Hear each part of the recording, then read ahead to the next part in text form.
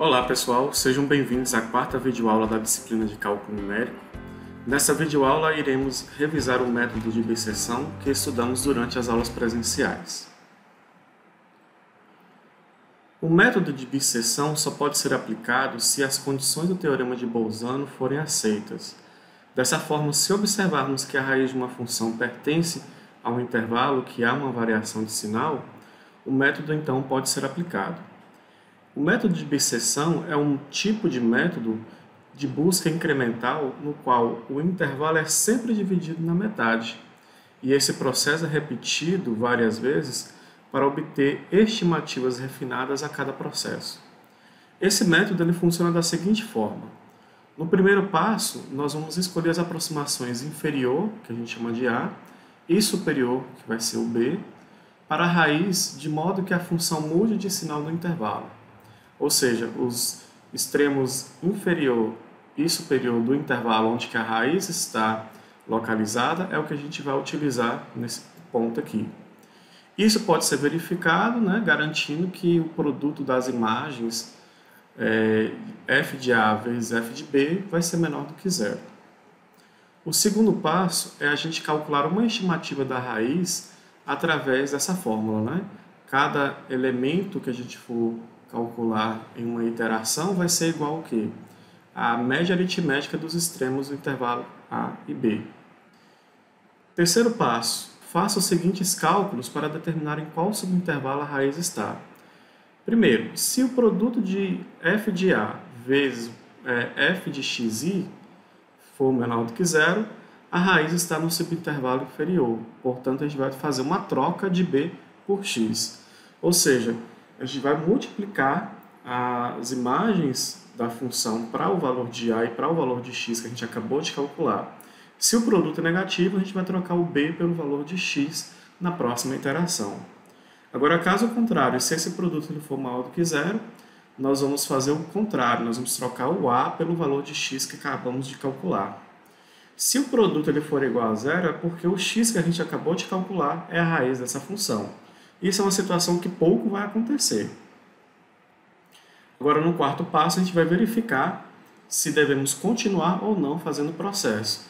Então, para isso, a gente vai verificar se o módulo do erro relativo percentual for menor do que a precisão dada. Em caso positivo, a gente vai parar o processo. E em caso negativo, a gente volta para o passo 2, ou seja, a gente vai novamente calcular o ponto médio do intervalo com os novos valores de A e B, e assim fazendo o processo repetidamente, até obter a precisão que a gente precisa. Bom, neste exemplo aqui, a gente vai ilustrar essa aplicação do método de bisseção. É o mesmo exemplo que eu coloquei lá anteriormente nas videoaulas, tá? Nós vimos aqui a situação do paraquedista que cai em queda livre. Tem esses valores aqui que a gente utilizou para construir a função através desta lei, que a gente já tinha descoberto lá anteriormente. E aí, ao substituir esses valores dados aqui na questão, a gente obteve lá anteriormente essa função.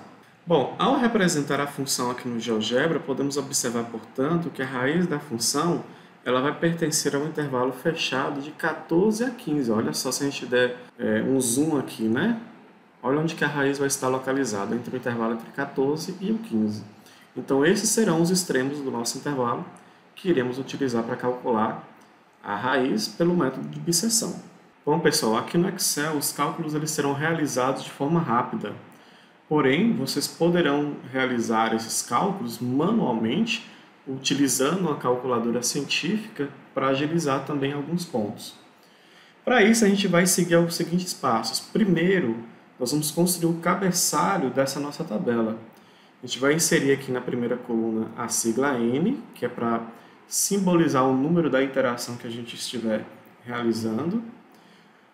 Em seguida, o valor, a letra A, que é para simbolizar o extremo inferior do intervalo que a gente está utilizando naquela iteração. B, que vai ser o extremo superior do intervalo. Nós vamos colocar aqui um X estrela para indicar que aqui nessa coluna ficará armazenado os valores de x obtidos em cada iteração. Em seguida, f de A, onde a gente vai armazenar nessa coluna as imagens que a gente obtém ao substituir o valor A na função.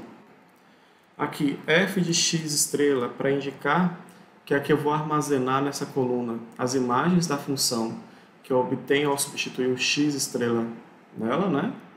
E por último, o módulo do erro relativo, né? Que a gente vai utilizar como um critério de parada. Observem que lá no exemplo eu coloquei que o critério nosso de parada nesse problema seria de 0,5%. Então, ao atingir essa precisão, a gente vai encerrar os cálculos. Primeiramente, a gente vai completar aqui a nossa coluna A, escrevendo o número 0, em seguida o número 1. Aí a gente vai selecionar esses dois elementos, nós vamos posicionar o nosso mouse aqui em cima desse quadradinho pequeno, tá? Para ele modificar o nosso mouse para essa cruzinha preta, e aí a gente utilizar uma ferramenta chamada de autopreenchimento. Observe que ao arrastar aqui o mouse, né, ele vai preenchendo para nós automaticamente essa coluna com os valores que serão indicativos para qual interação que a gente está realizando nesse momento. Aqui na coluna B, na célula B2, nós vamos colocar o extremo inferior do intervalo, que como vimos lá no GeoGebra vai ser 14. Aqui na célula C2, nós vamos colocar o extremo superior, que nesse caso vai ser o 15.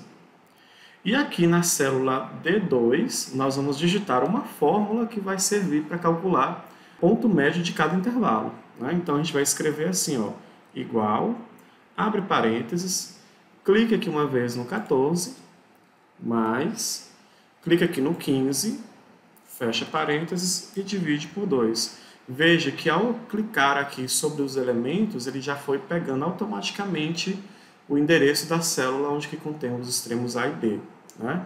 Assim, quando a gente copiar também essa fórmula para as demais células, ele vai fazer esse cálculo automaticamente também. Dá Enter, ele calculou aqui para nós o valor e resultou em 14,5.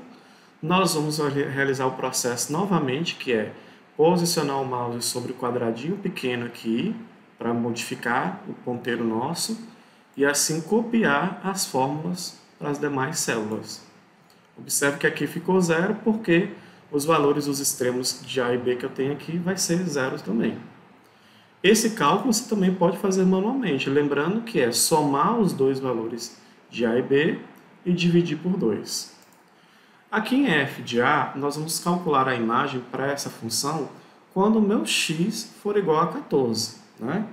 No caso aqui, nós vamos inserir a seguinte fórmula, igual, abre parênteses, vamos digitar, né? A fórmula lá era 667,38, dividido pelo valor de C, que no caso aqui vai ser o nosso valor de A, né? Ou seja, eu vou clicar aqui no A para pegar o endereço dele, fecho parênteses, e vou multiplicar por aquela outra parte que está entre parênteses, né? Que é 1, vamos abrir primeiramente parênteses aqui, né? 1 menos, é um Euler elevado a um expoente, então a gente vai utilizar a função ESP, tá? Que é a fórmula que o Excel tem aqui para calcular a potência do exponencial. E lá nós temos menos 0,146843, que vai multiplicado pela variável C, que no caso aqui vai ser substituída pelo 14 também. Então vou dar um clique aqui para copiar também o endereço desse valor. Bom, vamos fechar esse primeiro parênteses, que é o que indica o expoente da exponencial, e vou fechar novamente parênteses para concluir essa operação que está sendo realizada aqui, né, que é 1 menos o exponencial. Ao final, essa operação toda é subtraída por 40, então vai ficar assim a fórmula que a gente vai digitar aqui nesse endereço e que será copiada também para as demais células. Dá Enter. Bom, agora vamos copiar essa fórmula para as demais células, né? Basta que a gente posicione o mouse sobre o quadradinho pequeno para que ele modifique para essa cruz, clica com o botão esquerdo, segura e arrasta para baixo, que ele vai copiar para as demais células. Aqui aparece esse erro, uma divisão por 0. Isso aconteceu porque o nosso A aqui é 0. Se a gente modificar o A aqui, por exemplo, para 2, ele automaticamente irá modificar o valor de f de A. Então não se preocupe aqui com esse erro, porque ele será modificado posteriormente. Aqui na célula F2, nós vamos calcular a imagem da função, mas agora utilizando o nosso ponto médio do intervalo, que no caso aqui foi calculado e deu 14,5. Nesse caso, a fórmula que a gente criou anteriormente será aplicada aqui novamente. Então você pode simplesmente copiar aqui a fórmula, colar aqui e apenas fazer a modificação aqui na célula, né? Ao invés de deixar C2, você vai digitar D2, que é o endereço onde está o primeiro valor de x que a gente obteve aqui. E aí, tecle Enter, que ele vai ter alterado a fórmula, ok? E aí a gente vai copiar também essa fórmula para as demais células, né? Basta a gente fazer o mesmo processo que fizemos anteriormente, ó. Clica no quadradinho, com o botão esquerdo, segura e arrasta o mouse. Deu o mesmo problema porque o valor de x aqui é 0. Quando ele for alterado, aqui também vai ser alterado. E agora a gente vai construir uma fórmula para determinar o módulo do erro relativo percentual. Nesse caso, na primeira linha a gente não calcula porque nós não temos um valor anterior para x. Então a gente vai calcular ou construir a fórmula aqui na segunda linha da nossa tabela e escreveremos o seguinte: igual ABS, abre parênteses, um outro parênteses, porque a gente vai primeiramente subtrair o valor de x dessa iteração com o anterior, ou seja, nós vamos clicar aqui nesse valor 0, porque é a iteração atual, menos a iteração anterior, que é essa daqui. Nós vamos fechar o parênteses e esse resultado ele é dividido pelo valor de x atual, ou seja, vamos clicar aqui nesse 0, porque é o valor atual de x que a gente tem. Fecha parênteses e aí a gente vai observar o que tem aqui escrito. Essa fórmula aqui está justamente calculando, pessoal, aquele erro relativo absoluto, né? Ou seja, aquela fórmula que a gente viu lá nas aulas anteriores, que era realizar a diferença entre o valor atual menos o anterior e dividir pelo valor atual. Esse ABS ele vai funcionar aqui para resultar sempre em um número positivo. Tá? Ele calcula o valor absoluto do número. Então, se o número for negativo aqui, o resultado será positivo, né? Lembrando que esse erro relativo percentual sempre deve ser positivo também. Esse resultado a gente vai multiplicar por 100, porque como é percentual, vai facilitar para a nossa visualização se a gente atingiu a precisão adequada ou não. Dá Enter. Deu o mesmo erro, porque aqui nesse caso nós temos que o valor atual é 0, então ele vai dar uma divisão por 0, mas quando a gente atualizar o valor de x, o resultado aqui também será atualizado. Vamos copiar a fórmula agora para as demais células, né? Fazendo o mesmo processo. Clica sobre o quadrado pequeno, segura e arrasta o mouse para baixo. Pronto. Bom, pessoal, é dessa forma que montamos o método de bisseção no Excel e com poucas alterações ele pode ser aplicado a quaisquer funções que vocês estiverem trabalhando. As únicas colunas que não precisam de alteração na fórmula será, no caso, a coluna D e a coluna G, né, onde nós temos o cálculo do ponto médio de cada intervalo e o cálculo do erro relativo percentual, né? Ele não modifica em outros exemplos. Agora, as colunas E e F, elas precisarão de certas alterações porque a gente está calculando a imagem do elemento A e do x estrela aqui na função. E aí, como a função altera em cada problema, a gente vai ter que alterar essas fórmulas também, né? Então, quem estiver fazendo no computador ou manualmente, né, o processo é o mesmo. Depois, então, de construir aqui essa tabela, a gente vai aplicar, então, o método com esses valores. Observe que na primeira linha, o produto das imagens de A e de X é positivo. Ó. F de A é positivo, F de X estrela é positivo. Então, os dois, ao multiplicar, também dará um resultado positivo. Então, lá pelo método que a gente estudou lá anteriormente, aqui a gente vai trocar o valor de A pelo valor de x que a gente calculou anteriormente. Então, para copiarmos, né, o valor correto de x que a gente obteve, nós vamos fazer o seguinte, ó, vamos colocar igual e clicar sobre a célula onde que tem o valor de x. Ele vai copiar o endereço dela, então dá Enter ao final. Aqui, o b ele vai continuar sendo o valor anterior, então eu vou colocar igual e clicar no valor de b anterior. Veja que quando eu informei os valores de a e b aqui nessa primeira iteração, o valor de x já foi calculado, deu 14,75, e automaticamente também calculou as imagens dos dois valores, né, de a e de x estrela. O erro relativo é 1,69, então a gente ainda não atingiu a precisão, logo a gente tem que continuar o processo aqui pelo método de biseção. Na segunda iteração, nós temos aqui que o produto das imagens vai ser também positivo, porque ambos os valores é positivo, né? Então, nesse caso, eu vou ter que trocar novamente o valor de A. Vou colocar aqui igual, clico aqui no X e dou Enter, e o valor de B continua sendo o mesmo anterior. Então, ele calculou aqui o valor de X novo, que é esse daqui. O produto agora deu um número negativo, uma vez que o f de A é positivo e f de x estrela é negativo. Bom, aqui o nosso erro relativo percentual ainda é maior do que a precisão, né? Então a gente vai continuar fazendo o processo novamente.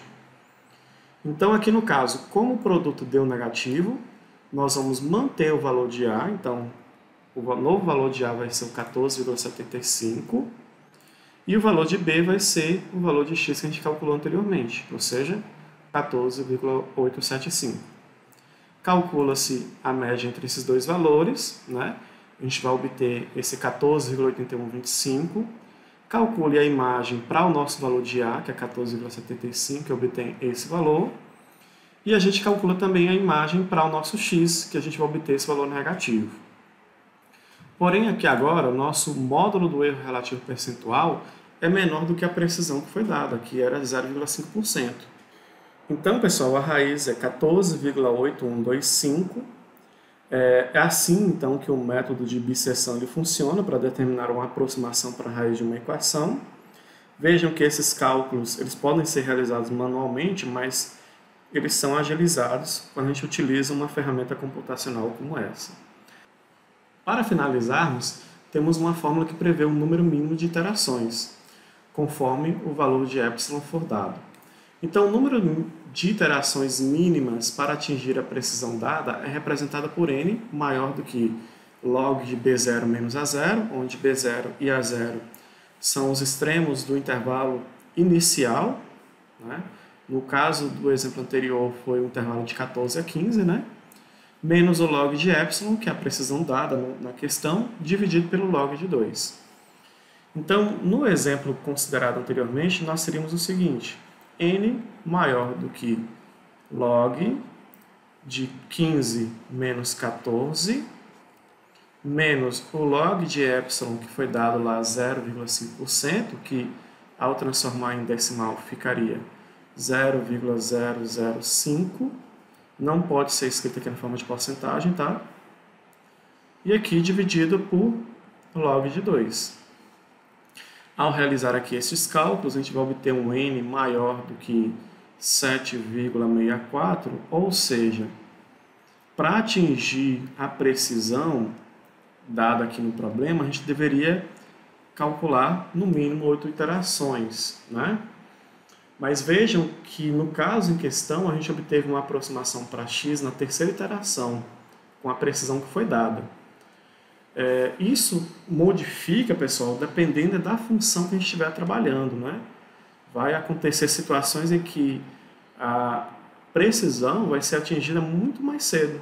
Dessa forma, essa fórmula nos fornece uma ideia de que a precisão ela pode ser estabelecida antes ou até mesmo após esse valor, mas que está ali próximo dele, né?